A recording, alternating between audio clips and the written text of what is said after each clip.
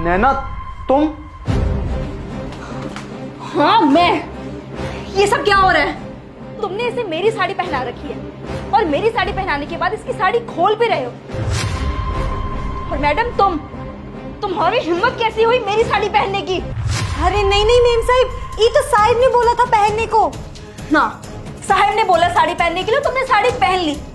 तुम जैसी औरतों को ना अच्छी तरह से जानती हूँ मैं। पहले घरों में आती हूँ नौकरानी बन के, उसके बाद उन्हीं की आदमियों को फंसा के घर की मालकिन बन जाती हो। नैना तुम क्या बोल रही हो? Shut up! तुम चुप करो। क्या देखा तुमने इस कलमोही में? इतना गिर जाओगे, वो भी एक नौकरानी के चक्कर में। अरे नैना तुम गलत समझ रही हो यार। You are a cheater! अरे नैना ये मेरी बहन की तरह है। अरे इतना तो मत गिरो हर्ष। अपना गंदा सच छुपाने के लिए इस कलमोही को अपनी बहन बता रहे हो?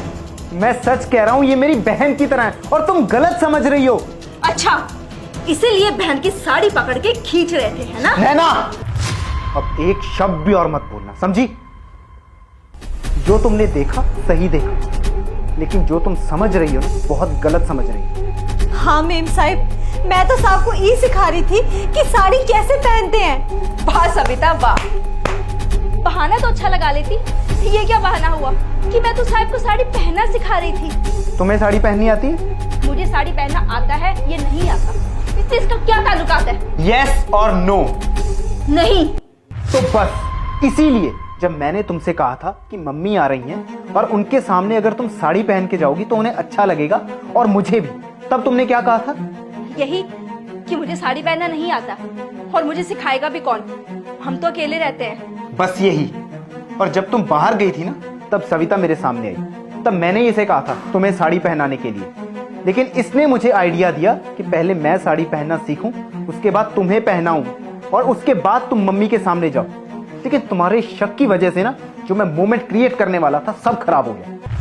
अरे यार हर्ष, आई एम सॉरी यार, पर मैं करती भी क्या? रूम में आते मैंने जो सीन देखा उससे तो मुझे शक होना ही था ना। और तुम यहाँ मेरे लिए इतनी मेहनत कर रहे थे। माफी मुझसे नहीं सविता से मांगो, जिसको तुमने इतना बुरा बोल दिया। सविता आई एम सॉरी यार, मैंने बिना सोचे समझे तुम्हें इतना गलत जज कर लिया। मुझे माफ कर दो प्लीज। अरे नहीं नहीं मेम साहिब, आप माफी को मांग रही हैं। ये तो प्यार की निशानी होती है ना, इंसान उसी पे तो शक करता है जिससे प्यार करता है ना? सही कह रही हो। और जब ये शक करती है ना तब तो पता नहीं अंधी बहरी सब हो जाती है। अच्छा छोड़ो ना अब गुस्सा। सुनो सविता, अब तुम ही अपने साहब को साड़ी पहना सिखाओ। मैं अब इन्हीं के हाथों से साड़ी पहनूंगी। जी मेम साहिब।